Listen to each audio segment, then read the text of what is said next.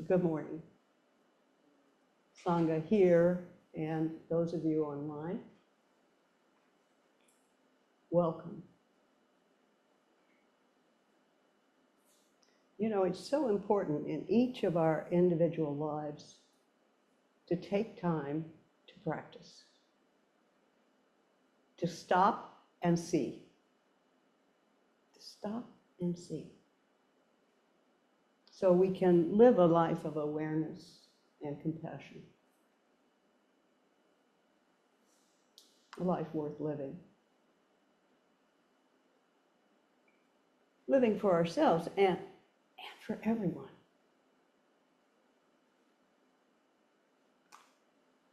This is not our normal altar here, because today we are doing an annual ceremony, an ancient ceremony that enlivens us and underlines the importance and value, the practice of meditation and service. The ceremony is named the Gate of Sweet Nectar.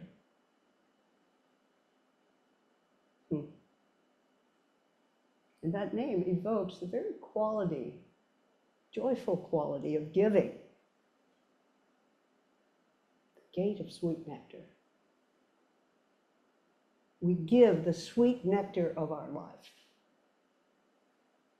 We practice it joyously.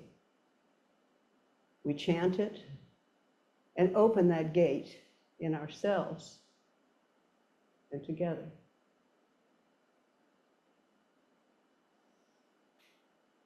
We might ask, what is that sweet nectar in us that softens us and at the same time strengthens us? What is that sweet nectar? Isn't it found in our hearts? When we give, the way it feels to give, and receiving too. When we open up to the sweet nectar of our life, that's the act of giving completely, of offering, of sharing, of recognizing our interbeing with everything. I think the Gate of Sweet Nectar teaches us to open up to the sweetness, look at this, to the sweetness of life. The sweetness of giving and receiving. Opening to the sweet nectar of life itself. You know, we do this in small ways. We give up our seat on the subway. We let a car in the lane ahead of us. We make funny faces at a crying baby. That's one of my favorite things. So many ways to give, to offer our energies to the wholeness of life. I think of Seizan, whom we are honoring today, and his offering through the years to our Zendo, in small ways and big efforts. We are so grateful for his service. Seizan has been willing to serve his fellow Zen practitioners with kind thoughts, mostly kind thoughts, I imagine, with tea and oryoki meals, lifting heavy boxes, ironing wrinkled altar cloths, whatever was needed. Indeed, Seizan's there. Truly an embodiment of this gate of sweet nectar that we chant about. And for all of us, it's often our most simple actions. Here at the Zendo, on our online Zendo. It can be just a compassionate nod or help with the cushion, cleaning the physical space, maintaining the online decorum that holds the community.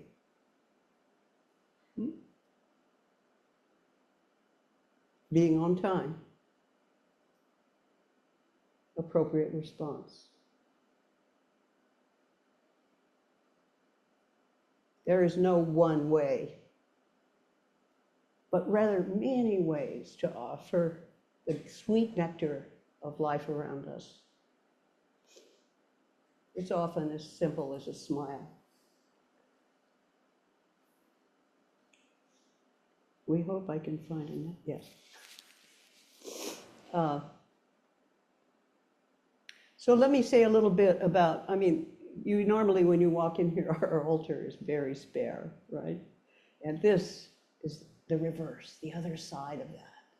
And I want to say a little bit about that, the service called the Gate of Sweet Nectar, which is done once a year. It happens to be today. It's an ancient ceremony. And essentially, we're offering all the suffering spirits, all the hungry spirits in the field of our own practice to come and eat, satisfy.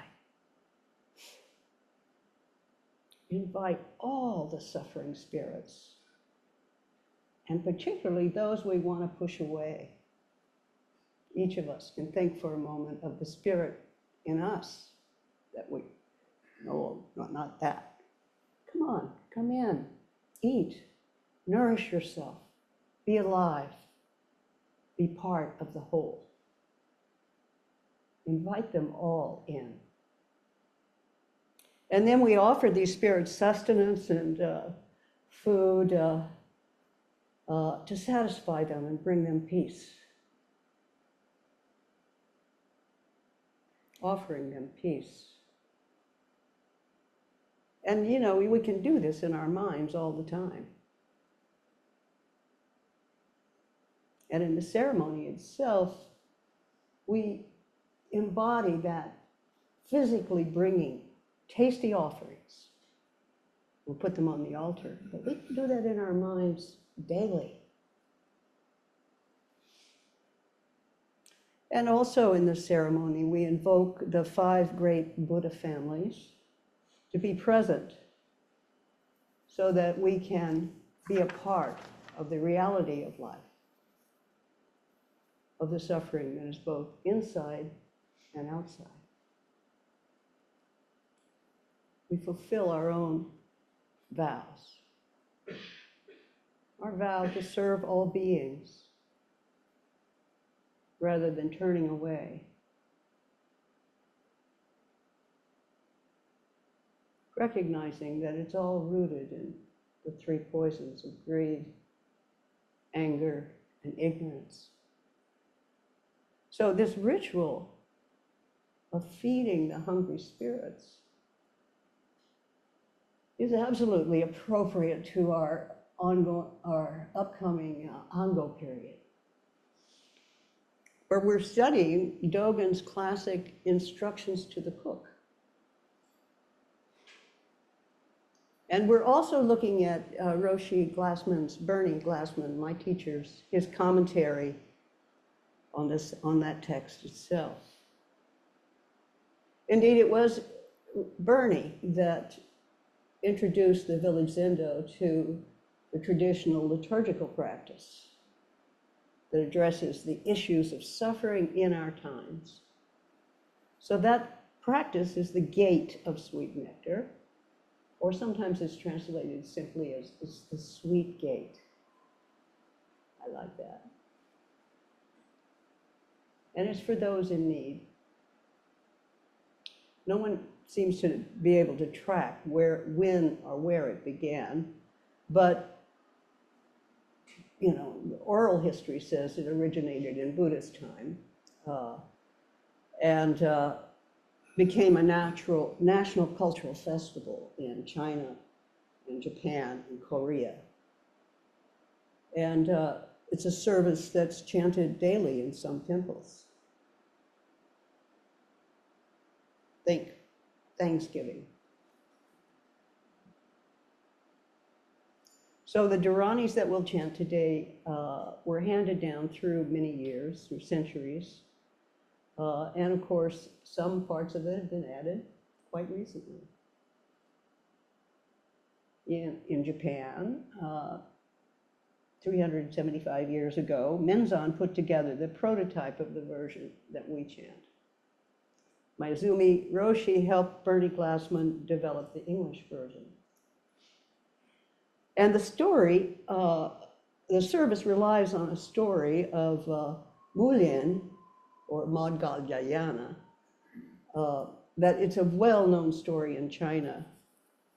Although some people use Ananda as the main figure, but most people think it's Madhgalyayana, who was a friend, a boyhood friend of Shariputra's. And they were Brahmin youths together, and both felt the call, the spiritual call. And they studied with a Hindu master, but it didn't quite fit for them. They separated and promised each other that when one of them found a true path, they would find the other one. And then later, Shariputra saw a monk who seemed so peaceful and pure, and that was a monk of the Buddha's. And he said, "Tell me your path. You seem so peaceful and clear." The monk said that, "Oh, I've only been studying a little while, but I can share one teaching with you." And he said, "Of those things that arise from a cause, the Tathagata has told the cause, and also what their cessation is. This is the doctrine of my great teacher." So, of those things that arise from a cause, the Tathagata has told the cause, and also what their cessation is. So, seeing things as they are, as they arise, why we do what we do, how we harm, how we give, how we love, all in that short teaching. So Shariputra realized the relationship of karma and suffering, and how to relieve suffering, just from that, hearing that phrase, when he was ready. You know, when we're ready, we hear what's been repeated to us maybe for 50 years, and then suddenly, oh. So Shariputra ran off to Madhgalyayana and said, "Hey, I got it."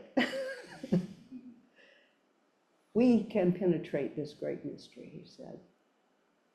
And so they went to study with Shakyamuni and came to be his two main disciples. Shariputra, first in wisdom, sharp mind, diamond mind. Madhgalyayana, first in meditation, and his psychic and shamanic powers.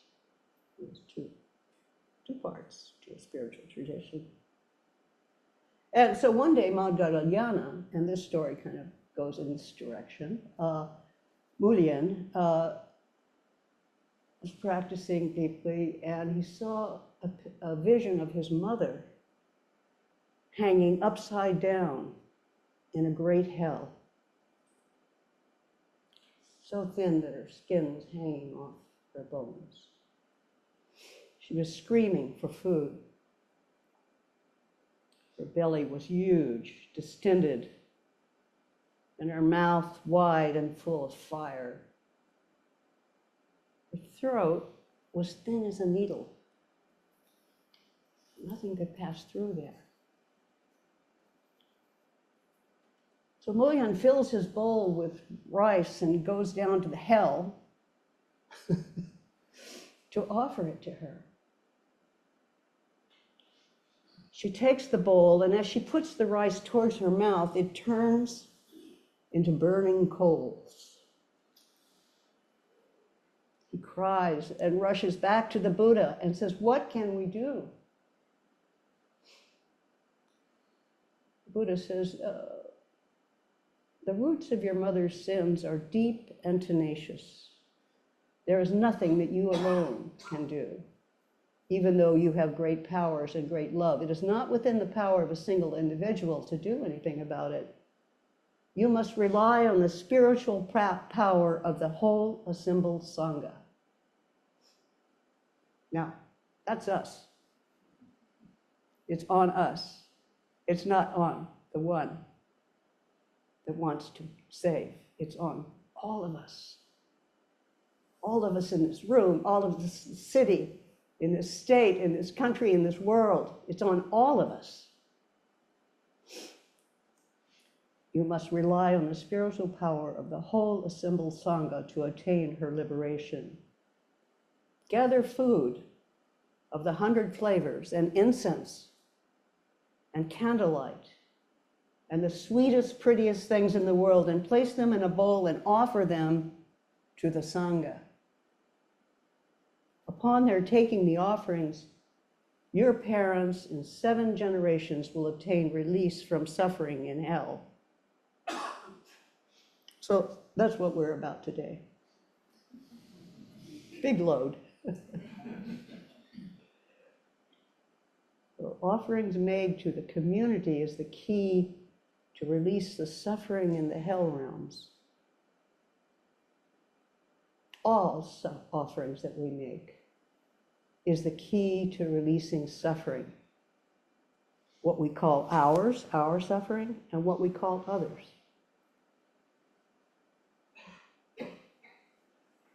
You know, when you offer a buck to the guy on the street, you think you're just doing that, you're just helping him, releasing a little weight from your pocket. But actually, you're doing much more than that. That's what the point of this ceremony is.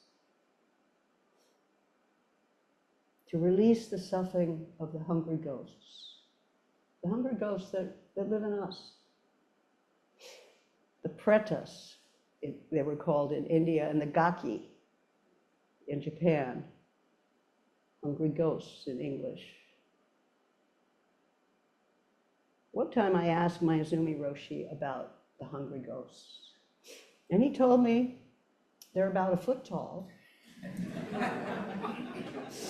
And that their hair sticks straight up. And their breath stinks.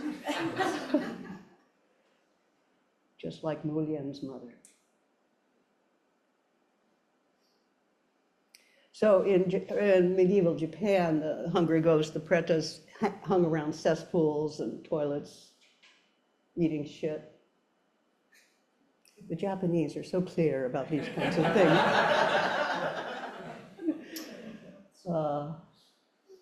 And all this imagery of fire and horrid suffering may sound a little superstitious to us, or ridiculous to our rational Western minds. And yet, don't you see, they exist. Right here, right down the street, in Washington, D.C. Quite a few there. In the White House.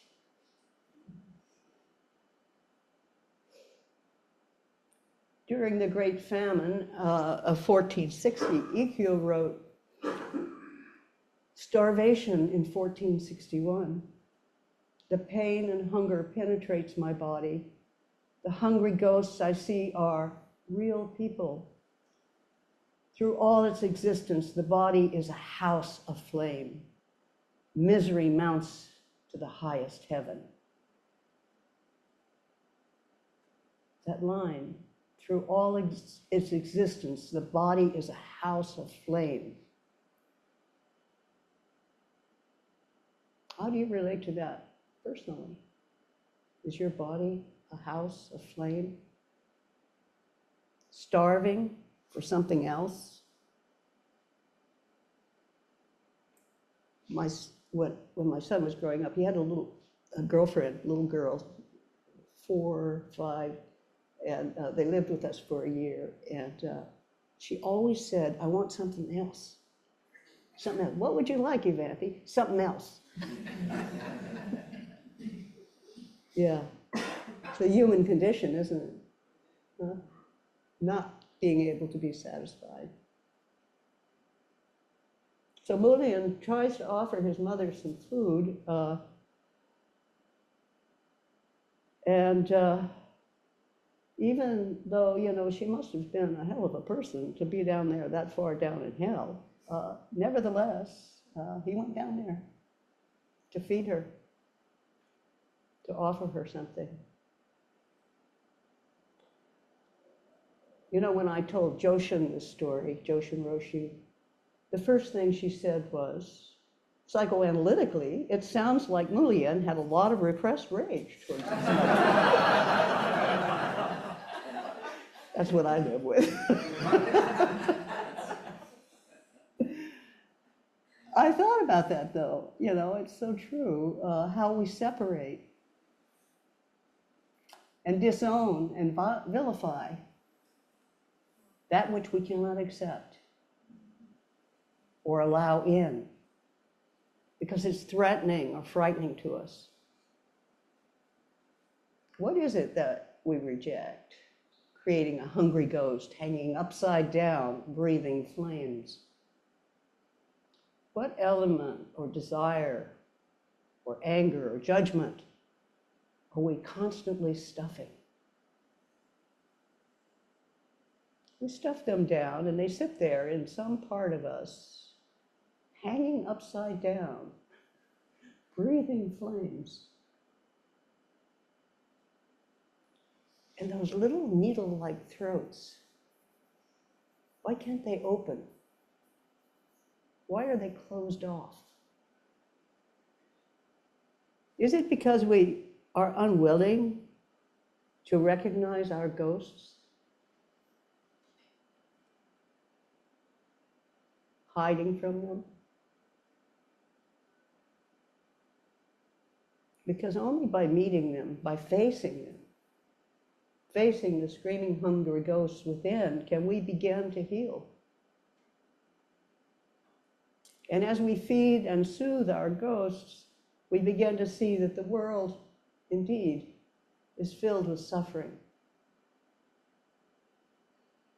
and needs to be fed.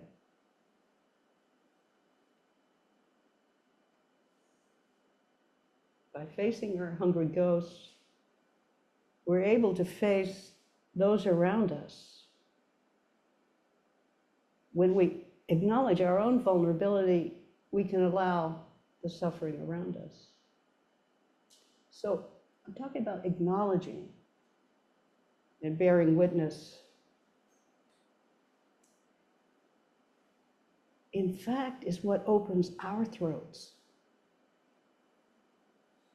and makes us more compassionate, allows us to heal not only ourselves, but those around us, to feed them and comfort them, to take responsibility. It can be, you know, as simple as a look on the subway. It can be so simple. Offering your heart and your eyes to others, listening to their stories, allowing them to matter, and acting for the benefit for others in your life. Whether, you know, you're a business person, a therapist, a teacher, partner, cook, friends, just people. How do we do this?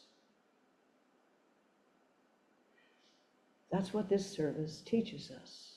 At the beginning, we invite the Buddhas and the three treasures to the service. And this is what we'll be doing in a minute or so. We began by chanting, being one with the Buddhas in the 10 directions, with the Dharma and the Sangha, with each Buddha and Bodhisattva, being one with all the energies. So when we do that, be one. Allow yourself to slip into that oneness, which is in fact why you come and sit, if you realize it. So allow yourself to join in completely with the efforts of this service. Don't leave anything out. So then we'll invite the hungry ghosts, because we have quite a meal for the hungry ghosts here on the altar. And that includes all the stuff of the world. We say we have to raise our own Bodhi mind in order to do this. So we have to, essentially, we would say in the Western way, we'd say purify ourselves. All of us have to open our Bodhi mind. And feeding them, we feed ourselves. We feed them with what Bernie used to call the supreme meal of the enlightened way. Becoming one. Not separated, hanging upside down, but one with everyone, with everything, everywhere. And with that, the compassionate wisdom of Avalokiteshvara shines forth from each of us.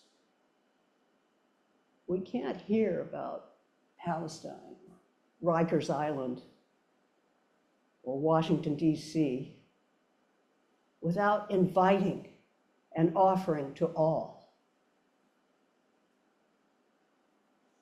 Enkyo wrote during a famine in Japan. It's called Starvation in 1461. The pain and hunger penetrates my body. The hungry ghosts I see are real people. Through all its existence, the body is a house aflame. Misery mounts up to the highest heaven. That's hard. And so to Enkyo, I want to respond in closing. Right here today, I see a bodhisattva who served our Sangha for many years. Zazen. His offering extinguishes the buffoonery of Trump and Musk and shines its light on the power of gratitude and generosity. Thank you, Seizan.